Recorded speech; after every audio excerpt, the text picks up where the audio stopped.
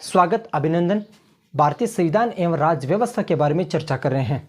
आज हम पढ़ेंगे उच्चतम न्यायालय के बारे में। पीछे भी हमने उच्चतम न्यायालय के बारे में अध्ययन किया है। आज हम पुनः एक बार उच्चतम न्यायालय के बारे में चर्चा कर रहे हैं। आज हम भारतीय संविधान के अनुच्छेद 127, 128, 129 और 130 के बारे में बातचीत करेंगे। प्रतियोगिता परीक्षा की दृष्टि से चारों अनुच्छेद बहुत महत्वपूर्ण हैं। एक न एक अच्छा प्रश्न बनता है और प्रश्न आता भी है। अब हम बातचीत करेंगे भारतीय संविधान के अनुच्छेद 127 के बारे में कि भारतीय संविधान का अनुच्छेद 127 क्या बतलाता है। अगर हम बातचीत करें 127 के बारे में तो 127 में तदर्थ न्यायाधीश का प्रावधान किया गया है।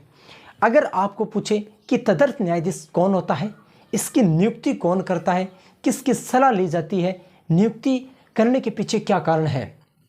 साथियों, पहला प्रश्न यह कि तदर्थ न्यायाधीश का प्रावधान सिर्फ और सिर्फ उच्चतम न्यायालय में किया गया है। उच्चतम न्यायालय के अलावा किसी भी न्यायालय में तदर्थ न्यायाधीश का प्रावधान नहीं किया गया है। अब उच्चतम न्यायालय में तदर्थ न्यायाधीश की नियुक्ति क्यों की जाती है, तो इसके पीछे कारण है कि उच्चतम न्यायालय में जब कोरम या गणपूर्ति के अभाव में अगर कोरम या गणपूर्ति पूरी नहीं होती है तो मुख्य न्यायाधीश, उच्चतम न्यायालय का मुख्य न्यायाधीश कोरम या गणपूर्ति के अभाव में राष्ट्रपति की सलाह से तदर्थ न्यायाधीश की नियुक्ति करता है। तदर्थ न्यायाधीश की नियुक्ति कौन करता है? उच्चतम न्यायालय का मुख्य न्यायाधीश करता है। किसकी सलाह पर करता है? तो राष्ट्रपति की सलाह पर तदर्थ न्यायाधीश की नियुक्ति की जाती है। किसकी सलाह पर? तो सलाह की बात करें तो राष्ट्रपति की। करता कौन है? तो उच्चतम न्यायालय का मुख्य न्यायाधीश।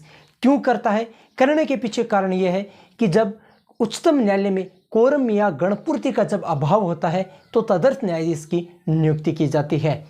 अब तदर्थ न्यायाधीश जिस व्यक्ति की नियुक्ति की जाती है उस व्यक्ति में कौन कौन सी योग्यता पाई जानी आवश्यक है। अगर हम बातचीत करें, कोई उच्च न्यायालय है और उस न्यायालय में एक न्यायाधीश है जिसके पास में उच्चतम न्यायालय की न्यायाधीश बनने की योग्यता है। अगर कोई उच्च न्यायालय का न्यायाधीश है और उस न्यायाधीश में उच्चतम न्यायालय की न्यायाधीश बनने की योग्यता है तो उस न्यायाधीश को उच्चतम न्यायालय का मुख्य न्यायाधीश तदर्थ न्यायाधीश के रूप में नियुक्त करता है। क्या अपनी मन मर्जी से करता है? किसकी सलाह ली जाती है? तो हमने पहले पढ़ा, सबसे पहले अगर नियुक्ति का अगर प्रावधान करें तो राष्ट्रपति की सलाह ली जाती है। लेकिन और जिस न्यायालय से तदर्थ न्यायाधीश की नियुक्ति की जाती है, किसी उच्च न्यायालय से की जाती है, तो जिस न्यायालय से की जाती है उस न्यायालय के मुख्य न्यायाधीश से परामर्श जरूर किया जाता है। जैसे अगर हम बातचीत करें कि राजस्थान उच्च न्यायालय में एक ऐसा न्यायाधीश है जो उच्चतम न्यायालय में न्यायाधीश बनने की योग्यता रखता है, तो अपने सुप्रीम कोर्ट उच्चतम न्यायालय का मुख्य न्यायाधीश होता है। उसको लगता है कि राजस्थान में ए नामक एक व्यक्ति है, एक न्यायाधीश है, उस न्यायाधीश में सुप्रीम कोर्ट में न्यायाधीश बनने की योग्यता है, तो उस व्यक्ति की नियुक्ति कर सकता है। लेकिन वो सलाह किससे लेता है? तो सबसे पहले वो सलाह लेता है राष्ट्रपति से। इसके अलावा वो सलाह लेता है राजस्थान का जो होता है मुख्य न्यायाधीश, राजस्थान के उच्च न्यायालय का, राजस्थान उच्च न्यायालय का जो मुख्य न्यायाधीश होता है, मुख्य न्यायाधीश, इससे भी सलाह लेता है। क्यों लेता है? क्योंकि राजस्थान उच्च न्यायालय से एक न्यायाधीश की नियुक्ति कहाँ की जा रही है? तदर्थ न्यायाधीश के रूप में उच्चतम न्यायालय में की जा रही है। एक बार मैं अपनी बात को पुनः दोहराता हूँ। हम पढ़ रहे हैं भारतीय संविधान एवं राज्य व्यवस्था के अनुच्छेद 127 के बारे में, और 127 में जो प्रावधान किया गया है वो उच्चतम न्यायालय से संबंधित प्रावधान किया गया है। उच्चतम न्यायालय से संबंधित क्या प्रावधान किया गया है? तो प्रावधान ऐसा किया गया है कि उच्चतम न्यायालय में कोरम या गणपूर्ति के अभाव में उच्चतम न्यायालय की जो कार्यवाही है वो बाधित हो रही है। और ऐसा किसको लग रहा है? उच्चतम न्यायालय के मुख्य न्यायाधीश को लग रहा है। तो उच्चतम न्यायालय का मुख्य न्यायाधीश है वो राष्ट्रपति की सलाह से एक तदर्थ न्यायाधीश की नियुक्ति करता है। तदर्थ न्यायाधीश की नियुक्ति कहाँ से की जाती है? तो उच्च न्यायालय से की जाती है।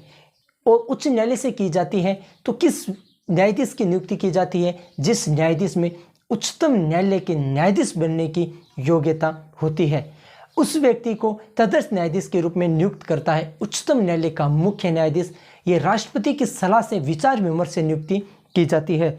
अगर हम बातचीत करें कि ये जो तदर्थ न्यायाधीश होता है इसकी नियुक्ति कितने समय के लिए की जाती है, तो तदर्थ न्यायाधीश की नियुक्ति 2 वर्ष के लिए की जाती है। ये पूरी की पूरी जो प्रक्रिया है, पूरी की पूरी जो कहानी है, ये हमने कहाँ से ग्रहण की है? तदर्थ न्यायाधीश का जो प्रावधान है वो हमने कहाँ से ग्रहण किया है? तो अगर तदर्थ न्यायाधीश का जो प्रावधान है, अगर इस प्रावधान की बात करें तो यह प्रावधान हमने फ्रांस से ग्रहण किया है। फ्रांस से ग्रहण किया है कि कोरम या गणपूर्ति का जब अभाव होता है तो उच्चतम न्यायालय का जो मुख्य न्यायाधीश है वो राष्ट्रपति की सलाह से तदर्थ न्यायाधीश की नियुक्ति 2 वर्ष के लिए कर सकता है। पूरी की पूरी इस जो चर्चा की है, पूरी की पूरा जो प्रावधान पड़ा है, एक एक बात को हम यहाँ लिखते हैं, एक एक बात को समझते हैं। हम बात करें भारतीय संविधान के अनुच्छेद 127 के बारे में। 127 के बारे में जानकारी मिलती है, वो मिलती है तदर्थ न्यायाधीश। अब पहली बात ये कि तदर्थ न्यायाधीश की जो प्रावधान मिलता है वो किस अनुच्छेद में मिलता है, तो वो अनुच्छेद 127 हो गया। दूसरी बात ये रही कि ये जो प्रावधान है हमने कहाँ से ग्रहण किया है, तो तदर्थ न्यायाधीश का जो प्रावधान है ये प्रावधान हमने फ्रांस से ग्रहण किया है। कहाँ से ग्रहण किया? फ्रांस से। इसके अलावा तदर्थ न्यायाधीश की नियुक्ति कहाँ होती है, तो हम यहाँ लिख देते हैं तदर्थ न्यायाधीश की नियुक्ति उच्चतम न्यायालय में होती है। तदर्थ न्यायाधीश की नियुक्ति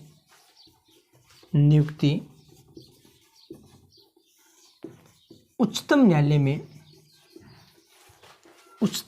में सुप्रीम कोर्ट में की जाती है। नियुक्तिकर्ता कौन है? तो अगर नियुक्ति की बात करें तो नियुक्तिकर्ता है उच्चतम न्यायालय का मुख्य न्यायाधीश। उच्चतम न्यायालय का मुख्य न्यायाधीश किसकी सलाह से की जाती है या किससे विचार विमर्श किया जाता है? तो अगर हम बातचीत करें विचार विमर्श, तो इस संबंध में विचार विमर्श किया जाता है राष्ट्रपति से। समय की बात करें या अवधि की बात करें कि कितने समय या अवधि के लिए ये नियुक्ति होती है, तो ये जो अवधि है ये 2 वर्ष निर्धारित की गई है। कितनी? 2 वर्ष। पहले इनके बारे में कुछ सामान्य परिचय पढ़ लेते हैं। हम बातचीत करें भारतीय संविधान के अनुच्छेद 127 के बारे में। 127 में तदर्थ न्यायाधीश का उल्लेख किया गया है। ये जो पूरा का पूरा जो प्रावधान है ये हमने फ्रांस से ग्रहण किया है। तदर्थ न्यायाधीश की नियुक्ति उच्चतम न्यायालय में की जाती है। इसके अलावा किसी भी न्यायालय में अगर बातचीत करें, उच्च न्यायालय या जिला न्यायालय, किसी भी न्यायालय में ये तदर्थ न्यायाधीश का प्रावधान नहीं किया गया है। अगर नियुक्ति की बात करें तो उच्चतम न्यायालय का मुख्य न्यायाधीश करता है, सुप्रीम कोर्ट का मुख्य न्यायाधीश करता है। विचार विमर्श की बात करें तो राष्ट्रपति से किया जाता है। और समय या अवधि की बात करें तो ये नियुक्ति होती है, ये 2 वर्ष के लिए की जाती है। क्यों की जाती है? तो हमने ये कहा कि उच्चतम न्यायालय में कोरम या गणपूर्ति के अभाव में ये नियुक्ति की जाती है। इसके अलावा किसी भी प्रकार से नियुक्ति नहीं होती है। अब हम बातचीत करते हैं इसके प्रावधानों के बारे में। तो प्रावधान की बात करें तो हम एक एक प्रावधान यहाँ लिख लेते हैं। हम बातचीत करें कि उच्चतम न्यायालय में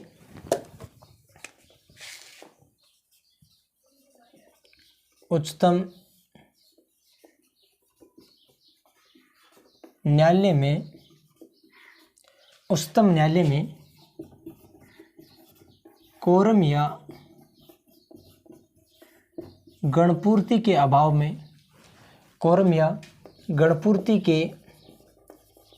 में और उच्चतम न्यायालय का जो कोरम होती है, जो गणपूर्ति होती है, वो 3 न्यायाधीश की मानी जाती है। कितनी न्यायाधीश की? 3 न्यायाधीश की। उच्चतम न्यायालय में कोरम या गणपूर्ति के अभाव में उच्चतम न्यायालय का मुख्य न्यायाधीश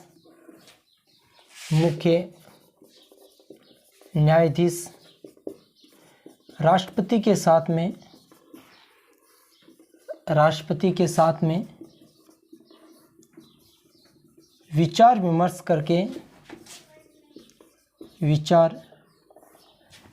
करके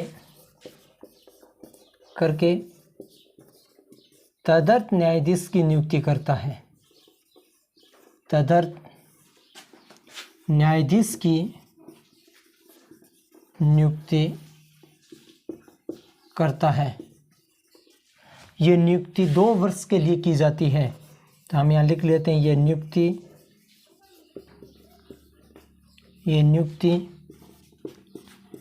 2 वर्ष के लिए की जाती है।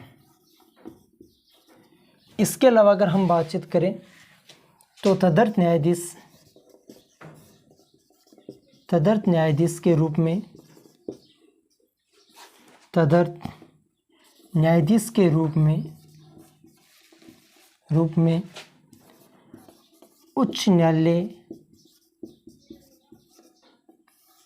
उच्च न्यायालय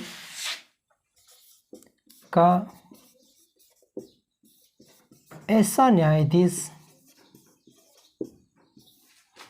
न्यायाधीश जिसमें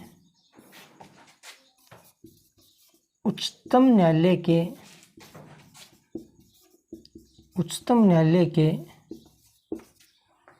न्यायाधीश बनने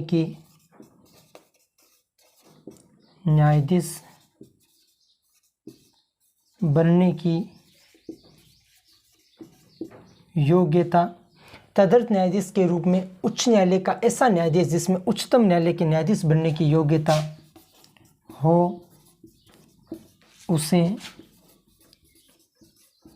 उच्चतम न्यायालय का मुख्य न्यायाधीश नियुक्त करता है। मुख्य न्यायाधीश नियुक्त करता है। हम बातचीत करें तदर्थ न्यायाधीश के बारे में कि उच्चतम न्यायालय में कोरम या गणपूर्ति के अभाव में उच्चतम न्यायालय का मुख्य न्यायाधीश राष्ट्रपति के साथ में विचार विमर्श करके तदर्थ न्यायाधीश की नियुक्ति करता है और ये नियुक्ति 2 वर्ष के लिए की जाती है। और तदर्थ न्यायाधीश ऐसा न्यायाधीश होता है जो उच्च न्यायालय का न्यायाधीश होता है, लेकिन उसमें उच्चतम न्यायालय के न्यायाधीश बनने की योग्यता होती है। अगर हम बातचीत करें कि इस संबंध में किससे विचार विमर्श किया जाता है, तो राष्ट्रपति के साथ में विचार विमर्श किया जाता है। कितने समय के लिए ये नियुक्ति होती है, तो ये नियुक्ति होती है 2 वर्ष के लिए। इसके अलावा जिस उच्च न्यायालय से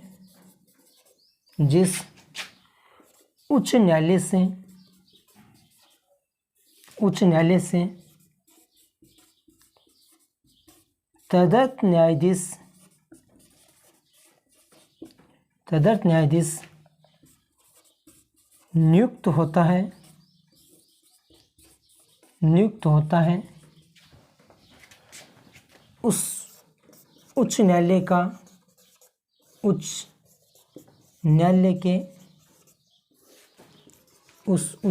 के मुख्य न्यायाधीश से विचार विमर्श किया जाता है।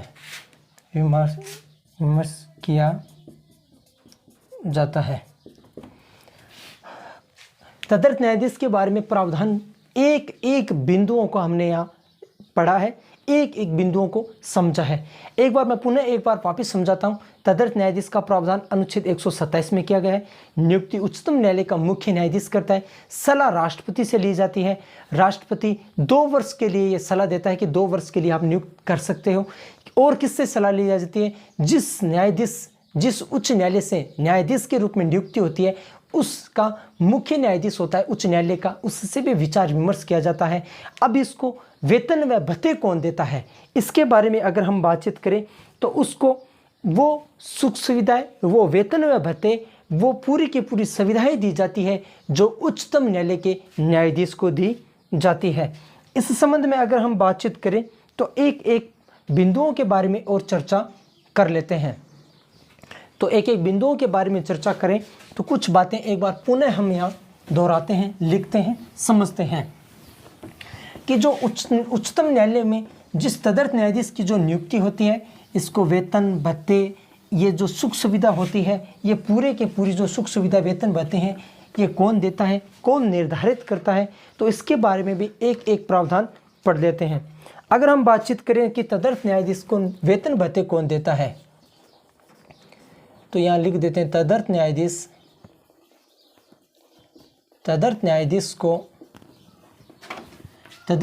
को वेतन भत्ते व अन्य सुविधाएं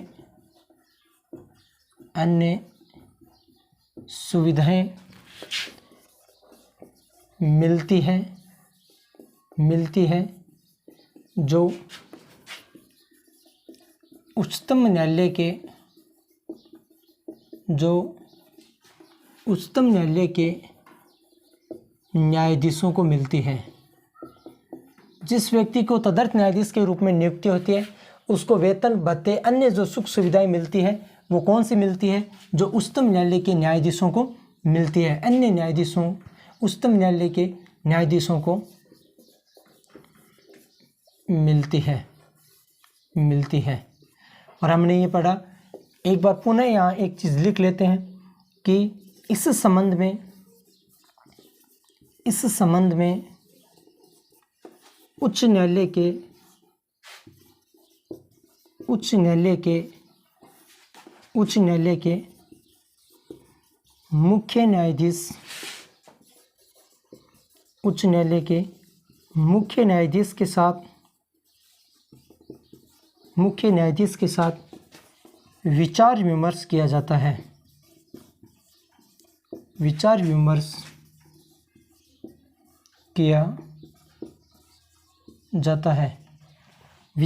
किया जाता है किस उच्च न्यायालय के मुख्य न्यायाधीश के साथ में, जिस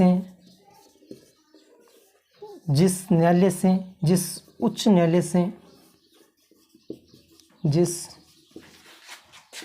न्यायालय से तदर्थ न्यायाधीश के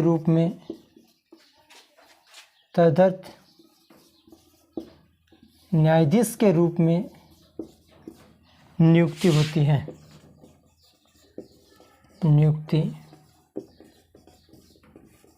है। ये पूरी की पूरी जो चर्चा है वो भारतीय संविधान के अनुच्छेद 127 में मिलती है। भारतीय संविधान के अनुच्छेद 127 में तदर्थ न्यायाधीश के बारे में जो प्रावधान मिलता है, जो जानकारी मिलती है, उन एक एक बिंदुओं को हमने यहाँ समझा है, पढ़ा है। अब हम बातचीत करेंगे भारतीय संविधान के अनुच्छेद 128 के बारे में। भारतीय संविधान का अनुच्छेद 128 क्या प्रावधान मिलता है, क्या जानकारी मिलती है, इनके बारे में एक एक बिंदुओं के बारे में चर्चा करेंगे। अगर हम बातचीत करें भारतीय संविधान के अनुच्छेद 128 के बारे में, तो वहाँ जानकारी मिलती है अवकाश प्राप्त न्यायाधीशों की नियुक्ति। इसका मतलब यह होता है कि उच्चतम न्यायालय में जिस न्यायाधीश ने रिटायरमेंट ले लिया है, जिस न्यायाधीश की सेवानिवृत्ति हो चुकी है, उस न्यायाधीश को एक बार पुनः किसी कार्रवाई में अगर शामिल करना है, तो अवकाश प्राप्त न्यायाधीशों की नियुक्ति किस प्रकार होती है, कौन करता है, इनको वेतन व भत्ते कौन देता है, इनके वेतन व भत्तों का निर्धारण कौन करता है, क्या वो न्यायाधीश मानने के लिए तैयार है या नहीं है, इसकी जो पूरी की पूरी जो कहानी है, जो पूरी की पूरी जो प्रावधान है, इनके बारे में एक एक बिंदुओं के बारे में हम चर्चा करेंगे। हम पढ़ रहे हैं भारतीय संविधान के अनुच्छेद 128 के बारे में, और 128 में जो प्रावधान मिलता है वो मिलता है अवकाश प्राप्त न्यायाधीशों की नियुक्ति।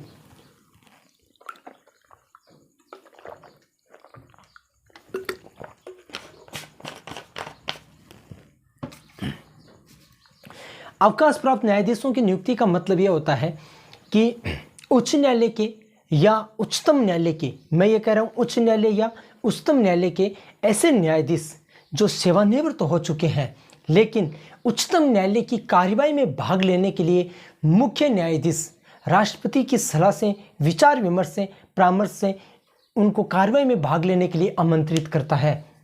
इनके जो वेतन व भत्ते हैं ये राष्ट्रपति निर्धारण करते हैं, राष्ट्रपति निर्धारित करते हैं, इनको वेतन व भत्ते मिलते हैं। इसके अलावा इनकी नियुक्ति क्यों की जाती है, जैसे ऐसा कोई मामला है जिससे संबंधी उच्च न्यायालय में कोई न्यायाधीश है, या उच्चतम न्यायालय में ऐसा कोई न्यायाधीश था जिनकी सेवानिवृत्ति हो चुकी है, उन्होंने रिटायरमेंट ले लिया है, लेकिन उनकी कार्रवाई में भागीदारी बहुत ज़रूरी है। जैसे अभी बात करें हम राम मंदिर की बात करें या अन्य कोई मस्जिद के बारे में बातचीत करें, जैसे वो या अन्य कोई ऐसा कोई फैसला आया है या आधार कार्ड से संबंधित कोई फैसला है, अन्य कोई ऐसा जो कोविड-19 से संबंधित कोई फैसला है जिससे संबंधित कोई न्यायाधीश था, उन्होंने सेवानिवृत्ति ले ली है, उनका रिटायरमेंट हो चुका है, लेकिन उनकी आवश्यकता वापस पड़ गई है कि उनको बुला के उनकी कार्रवाई को संपन्न करवाया जा सकता है। लेकिन कार्रवाई को संपन्न कराने के लिए उनका तो रिटायरमेंट हो चुका है, उनकी तो सेवानिवृत्ति हो चुकी है, लेकिन उनको वापस बुलाने का काम कौन करेगा? उच्चतम न्यायालय का मुख्य न्यायाधीश काम करेगा। जब उच्चतम न्यायालय का मुख्य न्यायाधीश होता है, वो राष्ट्रपति की सिफारिश से ये काम करता है और राष्ट्रपति ये तय करता है कि जो सेवानिवृत्त जो अवकाश प्राप्त जो न्यायाधीश हैं उनकी नियुक्ति हुई है, उनको वेतन व भत्ते किस प्रकार दिए जाएंगे, कितने वेतन व भत्ते मिलेंगे। तो इनके बारे में एक बार बातचीत कर लेते हैं। हम बातचीत कर रहे हैं अनुच्छेद 128 के बारे में। अनुच्छेद 128 में क्या प्रावधान किया गया है? तो अनुच्छेद 128 में जो प्रावधान किया गया है, अवकाश प्राप्त न्यायाधीशों की नियुक्ति, अवकाश प्राप्त न्यायाधीशों की नियुक्ति। अवकाश प्राप्त न्यायाधीशों की नियुक्ति का मतलब यह होता है कि अवकाश प्राप्त न्यायाधीशों की नियुक्ति कौन करता है? तो अगर नियुक्ति की बात करें तो हम ये कहें उच्चतम न्यायालय का मुख्य न्यायाधीश, उच्चतम न्यायालय का मुख्य न्यायाधीश। उच्चतम न्यायालय का जो मुख्य न्यायाधीश होता है वो क्या करता है? नियुक्ति करता है। और इस संबंध में वापस अगर बात करें, हम सलाह की बात करें या विचार विमर्श की बात करें, सलाह या विचार विमर्श की बात करें, तो जो सलाह और विचार विमर्श लिया जाता है वो राष्ट्रपति से लिया जाता है। नियुक्ति किसकी होती है? तो हम यहाँ लिख लेते हैं उच्च न्यायालय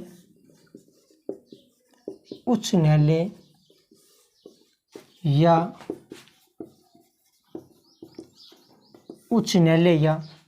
उच्चतम न्यायालय के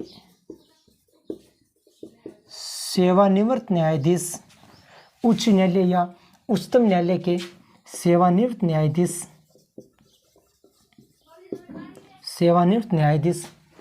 जो सेवानिवृत्त न्यायाधीश की नियुक्ति उच्चतम न्यायालय के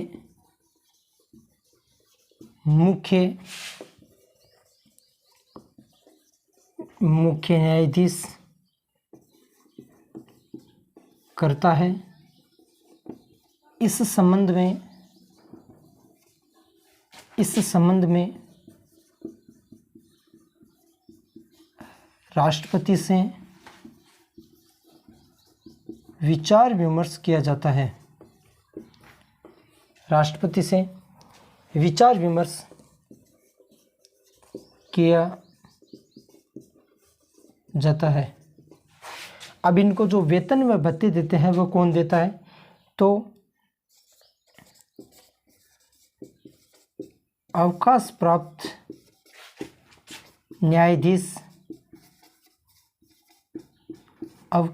न्यायाधीशों की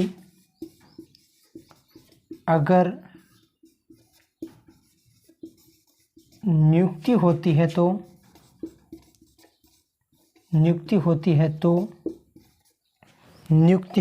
तो राष्ट्रपति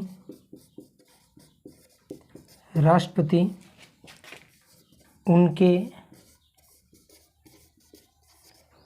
वेतन व भत्तों का निर्धारण करता है। एक बार पुनः हम चर्चा करते हैं। हम पढ़ रहे हैं भारतीय संविधान के अनुच्छेद 128 के बारे में, और 128 में जिस चीज़ का जो प्रावधान किया गया है उनके बारे में चर्चा कर लेते हैं। 128 में जानकारी मिलती है कि अवकाश प्राप्त न्यायाधीशों की नियुक्ति, इसका मतलब ये होता है कि ऐसे न्यायाधीश जो उच्च न्यायालय के हो या उच्चतम न्यायालय के हो, जो सेवानिवृत्त हो चुके हैं, लेकिन ऐसी कोई कार्रवाई हो रही है जिसमें इनकी भागीदारी बहुत आवश्यक है। अगर इनकी भागीदारी आवश्यक है, इनको अगर बैठक में बुलाना है, उनको कार्रवाई में सम्मिलित करना है, तो हम क्या करेंगे कि उच्चतम न्यायालय के न्यायाधीश, जो मुख्य न्यायाधीश होता है उच्चतम न्यायालय का, वो राष्ट्रपति से विचार विमर्श करता है, राष्ट्रपति से सलाह करता है और उसके बाद में नियुक्त करता है। और राष्ट्रपति साहब इनको क्या करता है, राष्ट्रपति साहब इनके लिए वेतन व भत्तों का निर्धारण करता है। राष्ट्रपति जो वेतन व भत्तों का निर्धारण करता है, वो ही इनको वेतन व भत्ते मिलते हैं। और इनको जो नियुक्ति होती है, इस संबंध में जो विचार विमर्श किया जाता है, वो राष्ट्रपति से जरूरी है। ये हमारा अवकाश प्राप्त न्यायाधीशों की नियुक्ति से संबंधी बातचीत थी, और ये बातचीत हमारे भारतीय संविधान के अनुच्छेद 128 में मिलती है। हमने भारतीय संविधान के अनुच्छेद 127 और 128 के बारे में विस्तार से चर्चा की है, अध्ययन किया है। अब हम पढ़ते हैं अगले अनुच्छेद के बारे में, और अगला अनुच्छेद है भारतीय संविधान का अनुच्छेद 129। भारतीय संविधान का अनुच्छेद 129 में जो प्रावधान मिलता है, जो जानकारी मिलती है, उनके बारे में हम विस्तार से चर्चा करेंगे, अध्ययन करेंगे और पढ़ेंगे कि इसके संबंध में कौन कौन से प्रावधान किए गए हैं। प्रतियोगिता परीक्षा की दृष्टि से महत्वपूर्ण अनुच्छेद माना जाता है भारतीय संविधान का अनुच्छेद 129। भारतीय संविधान का अनुच्छेद 129 यह कहता है, उच्चतम न्यायालय एक अभिलेख न्यायालय होगा। अगर उच्च न्यायालय एक अभिलेख न्यायालय होगा तो इस चीज़ का प्रावधान भारतीय संविधान के अनुच्छेद 215 में किया गया है। लेकिन उच्चतम न्यायालय एक अभिलेख न्यायालय होगा, इस चीज़ का प्रावधान भारतीय संविधान के अनुच्छेद 129 में किया गया है। अभिलेख न्यायालय का मतलब क्या होता है? अभिलेख न्यायालय की पूरी जानकारी यह है कि अभिलेख न्यायालय का मतलब यह होता है कि उच्चतम न्यायालय में जो कार्रवाई होगी वो एक तो लिखित होगी। इसका मतलब यह होता है कि उच्चतम न्यायालय की जो कार्रवाई है वो लिखित होगी, और लिखित कार्रवाई का मतलब यह होता है उनकी जो साक्ष्य है, उनके जो नियम है, उनके जो साक्ष्य, उनको जो कानून है जिनके में संबंध में कोई न्यायालय ने निर्णय दिया है, वो कानून लिखित में होंगे।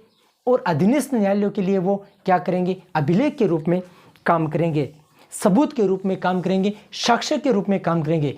कभी आप किसी भी न्यायाधीश के घर गए हों, कभी आप किसी एडवोकेट या वकील के घर गए हों, तो आपको मोटे मोटे किताब मिलेगी, और उस मोटी मोटी किताब में क्या लिखा हुआ है, किसी न्यायालय का जो उसमें निर्णय है वो सुनाया गया है, उस निर्णय को लिखित रूप में जानकारी मिलती है। अगर बेरुवारी वाद की बात करें, केशवानंद भारती वाद की बात करें, या अन्य ऐसे जो न्यायिक निर्णय हुए हैं, उन निर्णयों को लिखित रूप में मिलता है। लिखित रूप में का मतलब ये होता है कि केशवानंद भारती वाद में अगर कोई निर्णय आया है, उस निर्णय की जो साक्ष्य है वो हमारे पास लिखित रूप में उपलब्ध है। ऐसा ही कोई निर्णय अगर किसी उच्च न्यायालय में या किसी अधीनस्थ न्यायालय में है, तो वो इस सबूत के आधार पर, इस साक्ष्य के आधार पर, इस अभिलेख के आधार पर अपना निर्णय सुना सकता है। हम बातचीत कर रहे हैं भारतीय संविधान के अनुच्छेद 129 के बारे में, और 129 ये कहता है कि उच्चतम न्यायालय एक अभिलेख न्यायालय होगा। उच्चतम न्यायालय क्या होगा? एक अभिलेख न्यायालय होगा। और इसका मतलब ये होता है कि उच्चतम न्यायालय की जो समस्त जो कार्रवाई है वो लिखित होगी। साथ साथ में जो लिखित कार्रवाई होगी, जो रिकॉर्ड होगी, वो अधीनस्थ न्यायालयों के लिए साक्ष्य के रूप में, सबूत के रूप में, अभिलेख के रूप में काम में ली जाएगी, कार्य करेगी। इनके बारे में, हम प्रावधान के बारे में थोड़े विस्तार से चर्चा कर लेते हैं। हम बातचीत कर रहे हैं अनुच्छेद 129 के बारे में। अगर पूछे कि उच्चतम न्यायालय एक अभिलेख न्यायालय होगा, इस चीज़ का प्रावधान भारतीय संविधान का अनुच्छेद 129 में मिलता है। और उच्च न्यायालय एक अभिलेख न्यायालय होगा, इस चीज़ का प्रावधान भारतीय संविधान के अनुच्छेद 215 में मिलता है। हम बातचीत करें भारतीय संविधान के अनुच्छेद 129 के बारे में, और मिलता है जानकारी क्या मिलती है कि उच्चतम न्यायालय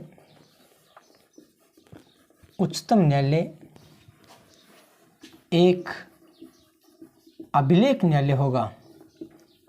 उच्चतम न्यायालय एक अभिलेख न्यायालय होगा। इसका मतलब यह है कि उच्चतम न्यायालय की कार्यवाही, उच्चतम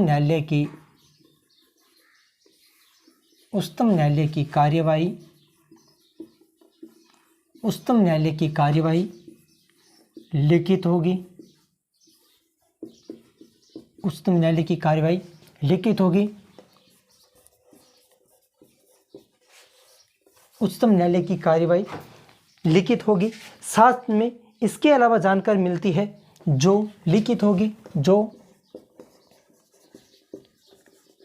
अधीनस्थ न्यायालयों के लिए, अधीनस्थ न्यायालयों के लिए, अधीनस्थ न्यायालयों के लिए साक्ष्य सबूत अभिलेख के रूप में काम करेगी।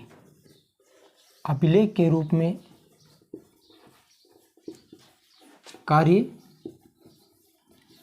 करेगी। भारतीय संविधान के अनुच्छेद 129 के बारे में पढ़ रहे हैं और इसमें लिखा गया कि उच्चतम न्यायालय एक अभिलेख न्यायालय होगा और जिसकी जानकारी मिलती है कि उच्चतम न्यायालय की जो कार्यवाही है वो लिखित होगी और जो अधीनस्थ न्यायालयों के लिए साक्ष्य सबूत व अभिलेख के रूप में कार्य करेगी। ये भारतीय संविधान के अनुच्छेद 129 में जानकारी मिलती है। अब हम बातचीत करेंगे भारतीय संविधान के अनुच्छेद 130 के बारे में। भारतीय संविधान का अनुच्छेद 130 क्या कहता है? तो भारतीय संविधान का अनुच्छेद 130 ये कहता है कि उच्चतम न्यायालय का स्थान का निर्धारण किया गया है। अगर हम बातचीत करें कि उच्चतम न्यायालय का जो स्थान है वो नई दिल्ली में निर्धारित किया गया है। क्या उच्चतम न्यायालय की स्थान का निर्धारण तो नई दिल्ली में किया गया है, इसके अलावा भी उच्चतम न्यायालय की जो कार्यवाही है, उच्चतम न्यायालय की जो बैठक है, ये दूसरी जगह भी क्या कोई बैठा सकते हैं, बुला सकते हैं, ऐसा कोई प्रावधान किया गया है क्या? अगर हम बातचीत करें अनुच्छेद 130 की, तो अनुच्छेद 130 में ये लिखा गया है कि उच्चतम न्यायालय का जो स्थान है वो नई दिल्ली में निर्धारित किया गया है। लेकिन उच्चतम न्यायालय का मुख्य न्यायाधीश, उच्चतम न्यायालय का मुख्य न्यायाधीश राष्ट्रपति के साथ में विचार विमर्श करके उच्चतम न्यायालय की कार्यवाही व बैठक का संचालन दूसरी जगह स्थानांतरण कर सकता है। क्या कभी ऐसा हुआ है क्या? तो अगर ऐसा हुआ है तो ये 2 बार ऐसा हो चुका है। 2 बार क्या हो चुका है? 2 बार ऐसा हो चुका है कि उच्चतम न्यायालय की जो कार्यवाही है, जो बैठक है, इसका संचालन हैदराबाद व श्रीनगर में किया गया है। लेकिन उच्चतम न्यायालय जो अगर स्थान की बात करें तो स्थान तो नई दिल्ली में निर्धारित किया गया है। नई दिल्ली के अलावा 2 ऐसी जगह है जहां उच्चतम न्यायालय की कार्यवाही हो चुकी है।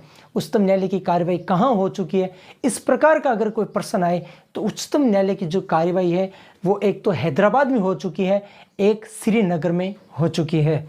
तो हम बातचीत कर लेते हैं अनुच्छेद 130 के बारे में। और अनुच्छेद 130 ये कहता है उच्चतम न्यायालय के स्थान का निर्धारण, और स्थान का निर्धारण किया गया है नई दिल्ली में। नई दिल्ली में किया गया, इसके अलावा कहीं कर सकते हैं क्या? तो इस संबंध में ये प्रावधान किया गया है कि उच्चतम न्यायालय का मुख्य न्यायाधीश राष्ट्रपति के साथ में विचार विमर्श करके दूसरी जगह कार्यवाही या बैठक का संचालन कर सकता है। और ऐसा 2 बार हो चुका है भारतीय संविधान के इतिहास में। 2 बार, एक तो हैदराबाद में हो चुका है, एक श्रीनगर में हो चुका है। तो इनके अलावा इनके जो प्रावधान है इनके बारे में भी हम चर्चा कर लेते हैं। हम बातचीत कर रहे हैं अनुच्छेद 130 में, और अनुच्छेद 130 ये कहता है उच्चतम न्यायालय का स्थान, उच्चतम न्यायालय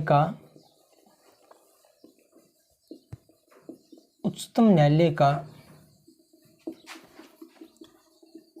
स्थान, और उच्चतम न्यायालय का जो स्थान का जो निर्धारण किया गया है वो किया गया है नई दिल्ली में। उच्चतम न्यायालय के स्थान का निर्धारण कहाँ गया है? नई दिल्ली में। इसके अलावा उच्चतम न्यायालय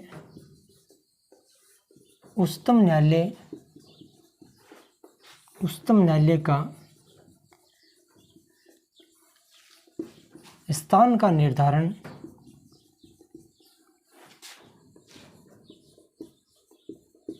नई दिल्ली में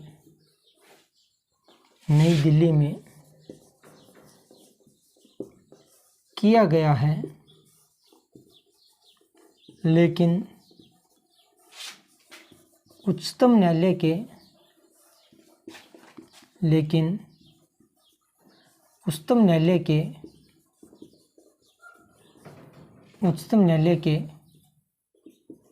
मुख्य न्यायाधीश, उच्चतम न्यायालय के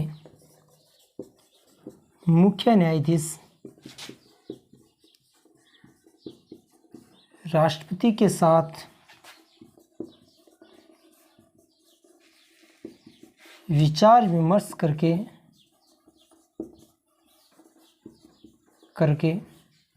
राष्ट्रपति के साथ विचार विमर्श करके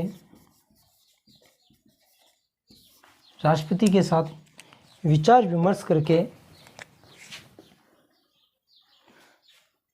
राष्ट्रपति के साथ विचार विमर्श करके उच्चतम न्यायालय के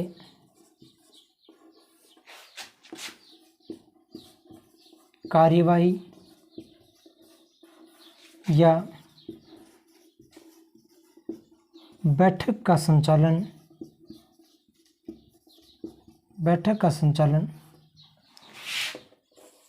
नई दिल्ली के अलावा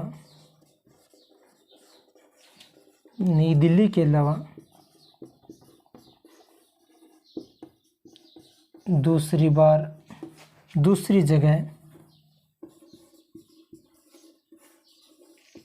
कर सकता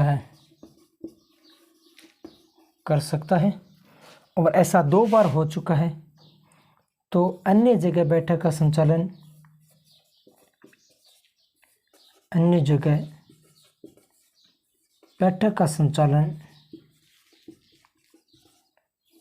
1 नंबर की बात करें तो हैदराबाद में हुई है,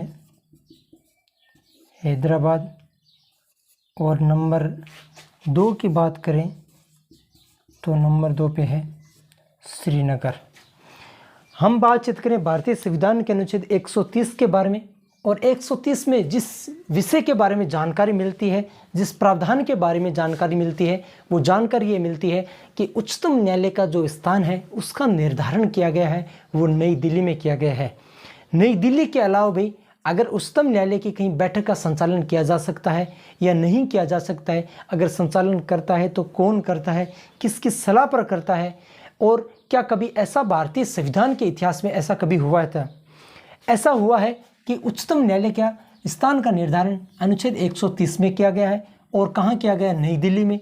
नई दिल्ली के अलावा इसमें लिखा गया है कि उच्चतम न्यायालय का स्थान का निर्धारण नई दिल्ली में किया गया है, और नई दिल्ली के अलावा उच्चतम न्यायालय के मुख्य न्यायाधीश राष्ट्रपति के साथ में विचार विमर्श करता है।